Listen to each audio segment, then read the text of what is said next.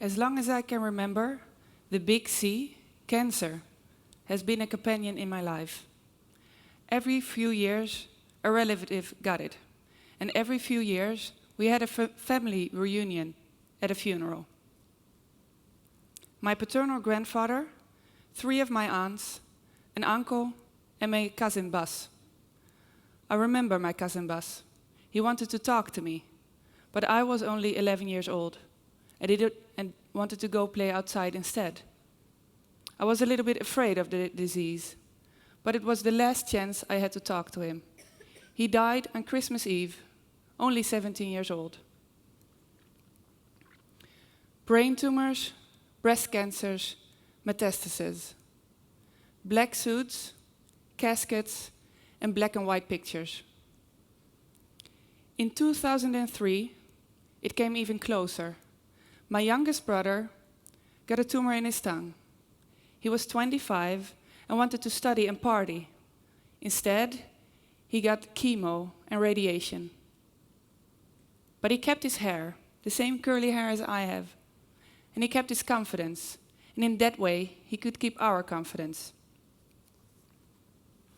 I grew up thinking that every family had cancer now and again. Sometimes families hand down jewelry from generation to generation. We seemed to hand down cancer. And we started to wonder why. So a medical investigation started. Blood drops were analyzed, and we waited and waited, and finally the answer came. Yes, cancer struck us for a reason.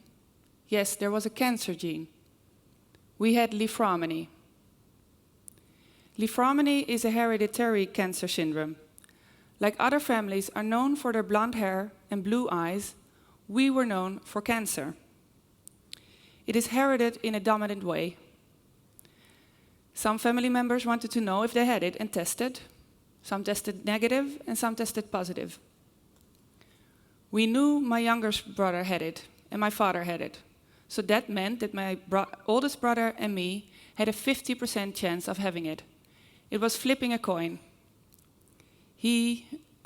My oldest brother and me waited. There was nothing to do anyway about it. Why would you want to know? Do I want to know?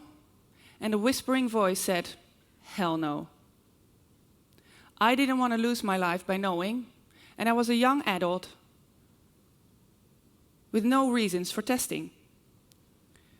So, me and my husband, we finished university, and we got married, and we did all the things that other families do, or young couples do. And in 2009, we were blessed with a precious baby girl, Elise. And of course, she's the most beautiful baby girl in the whole world. And we loved her. And we did the diapers and the broken nights. And she loved sitting in a swing. Could sit there for hours on end and just laughing out loud. And nothing could ever hurt her. But what about that stupid gene? Maybe it would be good to test for her sake. So we said to each other, let's find some more information about this Romani. It is a genetic mutation that causes cancer. Very rare cancers, a lot of cancers, and pediatric cancers.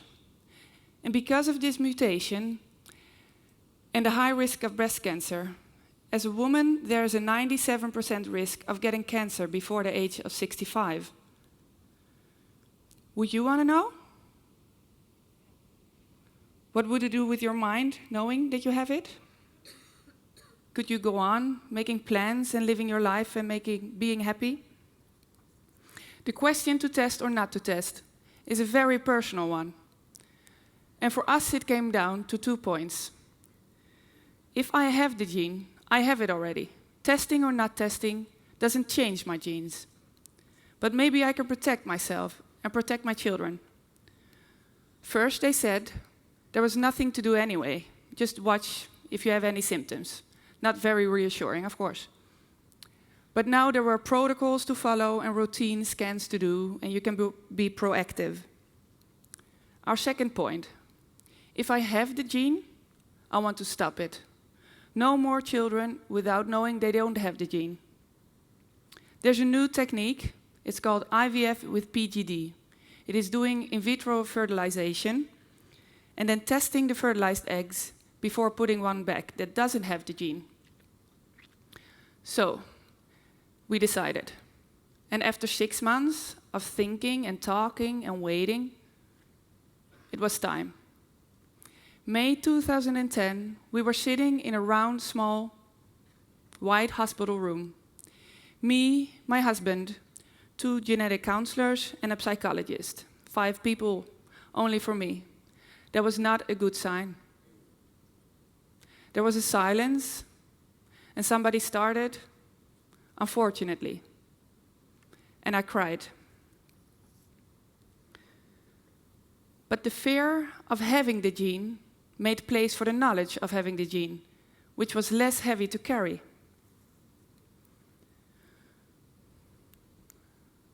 That summer, we went to Malaysia, traveling for 2 months. We had a perfect time. We decided this gene would not defeat us. We would go on with our lives and live our lives. We came home and life turned back to normal. But only 1 month later, our Elise started to cry a lot. She was 1.5 years old and didn't walk. And she didn't use her left arm.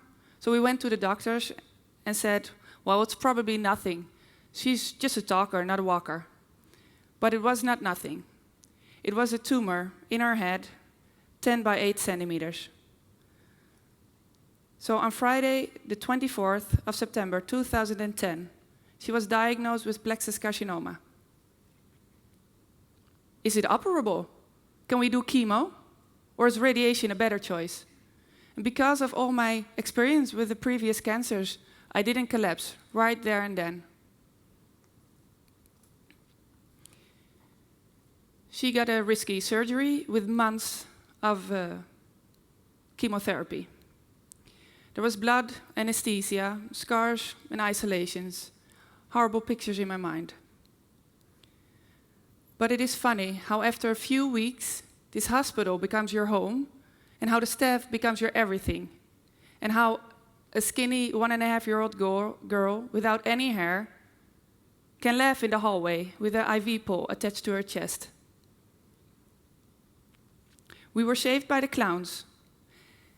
They sang Peppi Longstocking song over and over again. And we saved each other, my husband and I. I remember sitting on our mountaintop, waiting for the surgery of Elise to be finished. And we promised each other right there and then to go on together, no matter what. And in the midst of all this hospital life going on around us, the whispering voice in my head said, this family is not complete.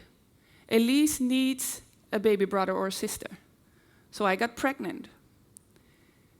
And the fear of that the baby could have Lisanne Romani was crueling. So we tested and waited again. And thank God that this baby was healthy and didn't carry the gene.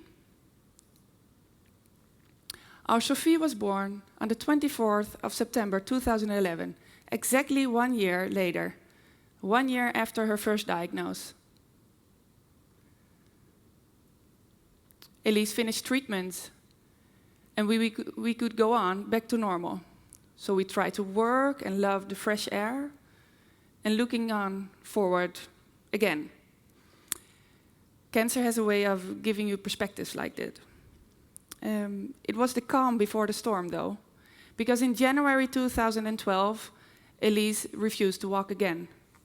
So we knew the cancer was back, and we were heartbroken. And this time we had to face it with a newborn baby in our arms. She got surgery again and was paralyzed on her left side. She couldn't sit up, talked slow, but most important, she forgotten how to smile. And she had to learn everything again. She had to learn how to hold things, how to walk, and how to laugh. She got chemo and radiation. But this time we were veterans. We knew the rules of the hospital. Every time we went in, we made sure to do something fun at the hospital. And it was very important to us that life at the hospital was alive and not just a waiting time. As a family, we became really close. We had lots of time in isolation rooms, talking about death and goals in our lives. And we became confident parents, knowing that we could do this together as a team, loving each other anyway. Now it's 2 years later, and I'm proactive in the way that Elise and I get regular scans and checkups at the oncologist. And I think I'm the annoying patient, but that comes with having a rare disease or syndrome.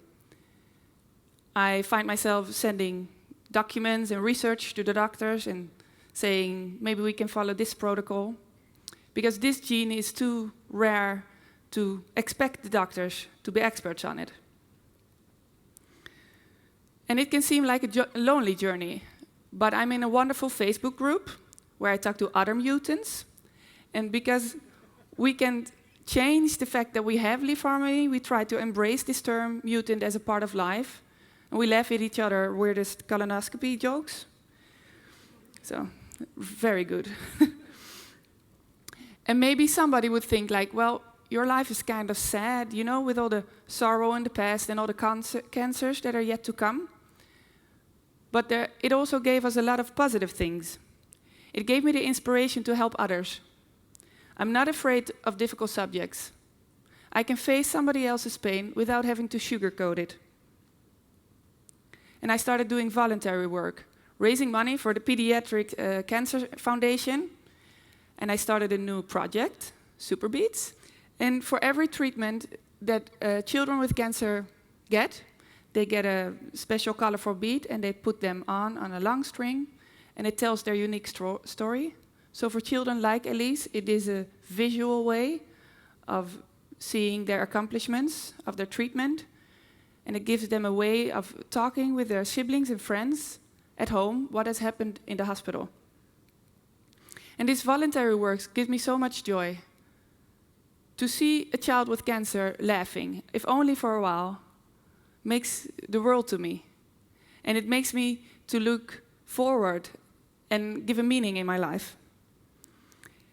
And yes, Lisanne changed our lives, and it also changed our perspectives on lives. We now do what we want in life. I'm back in college, and my husband started his own company. Last year, we traveled to the United States for 2 months, and friends said, "You're crazy, with a 1 and a 4-year-old? Just go in a couple of years." And we said, "I don't know who's alive next year." So we go now. So we didn't shop, and we didn't see all the musea, but we saw all the playgrounds and the toy stores. And of course, it is hard sometimes to be positive, but I learned that it is okay to be sad and angry for a while. But this is my life, my wonderful life. I have the best husband, 2.5 children, and a good set of brains. Elise is doing good again. She learned how to walk again and is the most happy kid on the block.